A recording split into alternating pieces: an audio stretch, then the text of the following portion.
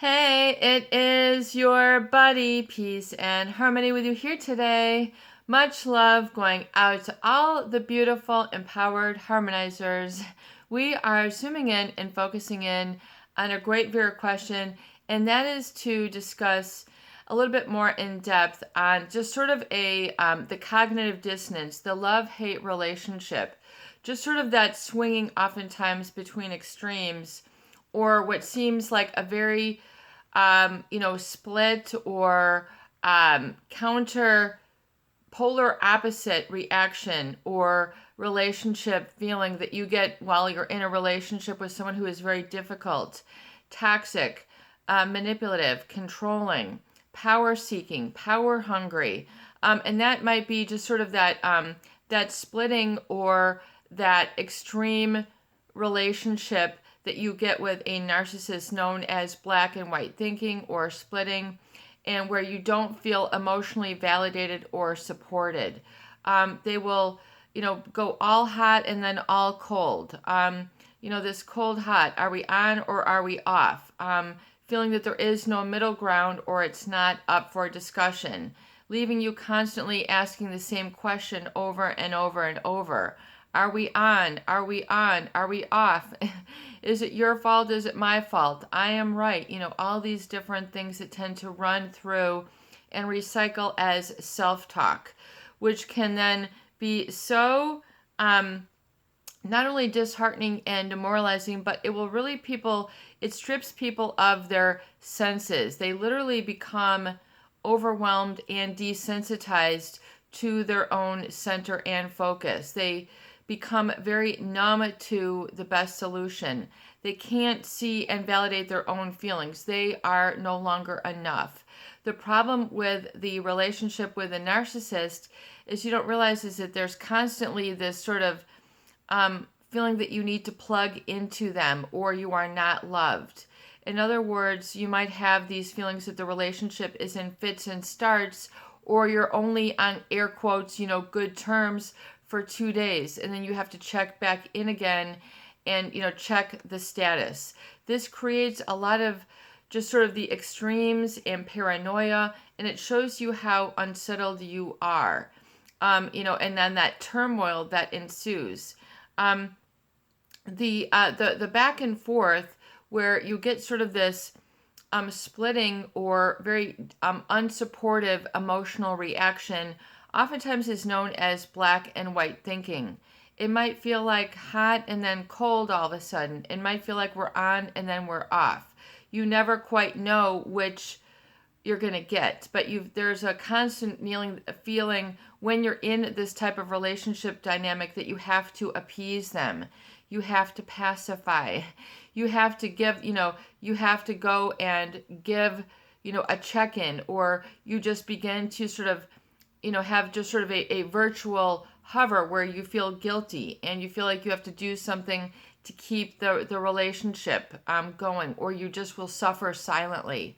This black or white thinking, which oftentimes feels like a love and hate relationship, can be very, very manipulative, but more oftentimes it's manipulative in the fact that it becomes just sort of a real stealer of the deal of addiction, meaning it gets you working even harder for the narcissist, working even harder to see things from their perspective, all the while missing your own, not seeing the forest for the trees. In other words, you're not seeing the big picture. You're so looking for something, that's outside of yourself that you're not seeing the big picture within. So you need to kind of flip perspective and get some perspective on the situation. If it's feeling like this love-hate relationship, then you know what? Then there is something conditional and manipulative at play here. This becomes very exhausting on the adrenals, on the the hormones of stress. These will cause people to feel very heavy or very agitated or very bloated or not be able to sleep. It runs everything amok. So be very careful if you're swinging. If you find that the relationship you're swinging between like a love and hate. Do they love me today? Do they hate me today? That shows you that there's a degree of mood volatility or, instability on the part of that individual. So it'll help you to get perspective that your reactiveness, oftentimes, if you're in that habitual or bad habit or bad position of relating to them in that reactive sense, let me see how you're doing. Let me pacify you. Let me begin to fight. If you're in that reactive, slow the roll, get it back under your control, meaning, look at how reactive you are and begin to take the foot off the emotional pedal. Get your emotions back under your control, because they'll keep this just sort of consuming relationship going where it's consumptive of you. And you have to be able to validate your own feelings and see them as worthy. But the problem is that that very experience is very difficult for a lot of people who have suffered as a supply relationship, because they have gone so long without being shown the love, without being shown the warmth, without being shown the smile, without being shown the eye contact, without being shown the love. They have not been validated for so long. So they've been running on empty. And then it begins to get very convoluted and complicated in their mind and in their heart. And they just begin to develop a lot of heaviness and fear and obligation and guilt. And this will oftentimes drive you into a deeper, fit of despair. So begin to back it up and realize that this is not, you don't have to enter into those extremes. Save yourself from the extremes. When you're having some extreme thoughts, be able to catch yourself and go, wow, I'm having some extreme thoughts.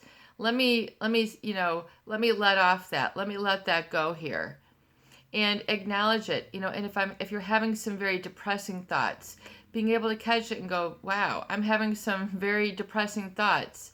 Let me change that. And really begin to become very aware of your self-talk, because a lot of those thoughts, which are generated from that sort of emotional limbic system, oftentimes are more physiological and feel or be states, and they aren't like consciously articulated. So if you find that you're just feeling fearful all the time, anxious, unloved, be willing to find those sort of quote unquote deprived states and look at those and identify that this is where you have a temporary void or a nagging void in your life, and that you maybe want to turn that around so it's not such an inherent nag, because those extremes of feeling, and then having to explain and justify yourself, you'll always be at the defensive. You'll always have your boxing gloves up. Am I going to have to defend and justify myself? I mean, you're on the defensive. This is known as coping. This will become exhausting. I mean, it's like gripping your stomach too hard. You're going to really just fatigue yourself out, and you might even make yourself very sick, just physically and mentally and spiritually, psychologically exhausted. You'll then enter those sort of valley moments. So be willing to validate what you're feeling, and then get with people who can serve as a support group.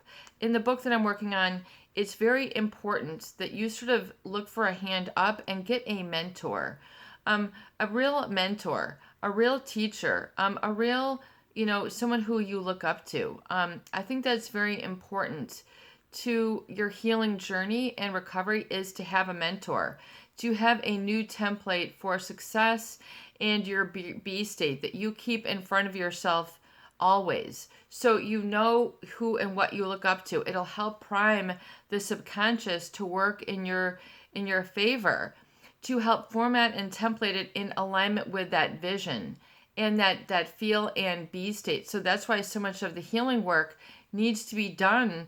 If you're sort of on that swing, you're having a lot of this moodiness, this back and forth, this narcissistic rage, which puts you feeling that you're in a love or hate, and you don't know which you're going to get, what the outcome is going to be. So prime yourself with, meaning surround yourself with images and sound and feelings and sense on all senses, including your sixth sense, which is your higher consciousness, which is your higher order thinking.